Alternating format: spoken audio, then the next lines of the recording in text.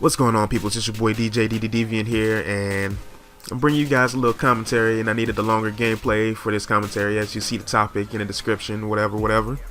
So this gameplay was not only my first Moab way back in the day before I became DJ DD Deviant when I was still Murderer for Hire, but it's like a Flawless Assault Moab, and later in the gameplay you'll see that I switch out my Akimbo FMG9s for M4A1, and that's how you know it's really a long time ago. Like, this gameplay was probably like 4 or 5 years ago. I can't remember exactly now, but it was so long ago. But pretty much I want to give you guys my perspective as a black man and all this police brutality and the things that are going on and how things are happening. So I just wanted to talk to you guys real fast. So I kind of give you a little bit of my introspective on Michael Brown back when the Ferguson riots were happening, living in St. Louis and experiencing this stuff. And, you know, I kind of gave a little bit of inside knowledge that I had, being able that I know a lot of police officers in the inner city, because there are a lot of black officers in the city,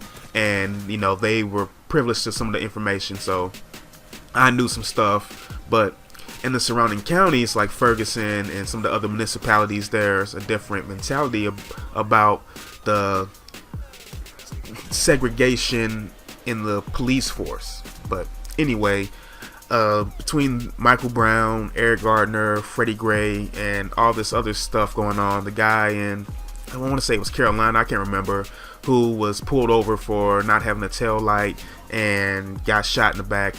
This shit is kind of getting crazy, because I think it happened before, but the media never really gave it any coverage because it wasn't a popping story. It wasn't the headline now, and now the media is catching on that it's the headline, and it's almost like it's drawing more and more of it out, and we're starting to see that it's not just like, oh, every once in a while occurrence. It's more frequent than a lot of people thought it was, that some of the things they do. And it's not even just white on black, it's just the officers themselves and kind of how they handle things. And I know some officers, and I know sometimes shit gets rough and they want to let off steam and other things. I'm not going to put any names out there, but it's things that they go through, and it's a stress thing, and I understand that. But at the same time, their job is to protect and serve, and sometimes people cop attitudes with them and stuff, and they have a short fuse, and it's so much that goes into it, because face the facts, they're people too, just like we are, and they're not gonna have good days and they're gonna have bad days and all that shit. But it's just like they have so much more authority to do things than a normal citizen does, and so I feel like the bad apples are starting to shine out, and we're starting to see some of the stuff that goes on behind the scenes, and it's giving all police a bad name. And I'm not saying that all police officers are some fucking racist pigs and all that bullshit. No, there's good officers out there. Like, some of them dudes are my friends, and I know them personally, and we've hung out and done shit together, so I know there's some good ones out there. But it's just like these dudes are getting so up at arms. It's like they said, it's almost like they're becoming militarized the way they're doing things. And like, it's just so crazy, because before, I'm 27, and I've only probably been pulled over maybe 5 times in my life, and four of them were definitely on me. I'll even say that 4 of them were definitely on me. I had a couple of speeding tickets. One was a license expired, and it was just stupid stuff, and one wasn't. They were looking for somebody, and it happened to match my description, but I showed them my license. They knew it wasn't me, and shit was cool. So my experience so far hasn't been bad, because it's been relegated to what I've experienced here. But at the same time, I don't go very far, in a sense. One of my speeding tickets was out of town, but it was in part of Missouri. I haven't had any run-ins with any cops in any of the small municipalities anywhere that have more of a racial divide, so I can't really explain that feeling of being pulled over and not knowing what's going to happen. But now that a lot of this is coming out, I have second thoughts about it a lot more, and it's coming to my mind more that could be a possibility of something like that could happen. And I don't think that's good, because that mentality changes how black men react to being pulled over by a police officer. And when you have that, it's almost like a fear state. When you put that in them, they're of course going to react different. And it's like a life-threatening thing to them. And because you see it happen so much now, because the media is portraying it a lot more, it's like the mind state is changing on how to react to getting pulled over.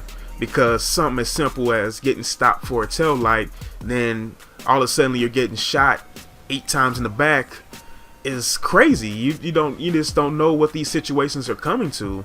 So now I kind of look at things differently, but all my stuff's legit, so I usually don't really worry about anything like that. I keep up on my car and licensing and all that stuff. So I have less worry. Plus, I don't go anywhere where I don't know a lot of officers. Pretty much my travel is within the city, but I just have that knowledge in my head now that it's so crazy that a simple situation such as like a traffic light or a fucking tail light can end up getting you killed now. And it's like, wow, my mind state has changed as I've gotten older, because your mortality kind of kicks in. You think about things like, what if this happens? What if that happens? And it causes you to react different than you would if you were just, say, a normal citizen. And it's weird that things like that come down, and it's just that the law backs them so much, for doing things like that, because they can just say, I feared for my life, and it almost lets them off the hook. If you're getting shot in the back, which, by the way, if you don't know, that's almost 100% illegal to shoot a fleeing suspect, no matter what, unless they've assaulted you, like straight up beat you or hit you or try to grab your gun. You really aren't supposed to shoot anybody in the back for any real reason. It's almost not justifiable, because they consider that person to be fleeing for their life, in a sense. At that point, you can chase them down, you can do all the other stuff, but you're not supposed to shoot them, because it's like you're shooting a dog or an animal. It's just pretty much uncalled for. It's inhumane. And that's why you're seeing some of these guys starting to get charged. But it's the other side of it too, like the rough ride shit, where people are getting fucked up in these police vans not being buckled in, and it's just so many other instances that, like the guy with the knee on the neck and the dog attacking him, like these things shouldn't be happening. Like, because you do something illegal shouldn't make you less of a human. Like, we don't just put people down in the prison system when they're unhealthy or anything. We and that's something I'll talk about another day, but we make sure someone's 100% healthy before we sentence them to death. So why is it that we can't get that same kind of medical care on the streets, where the police officers are pulling people over and roughing them up, beating them up, doing all this other stuff, but then they don't give a fuck about getting them any medical attention? And it's just like, it's starting to become crazy, because I think it's going to start bleeding over from more or less from just police officers and blacks to police officers and people in general.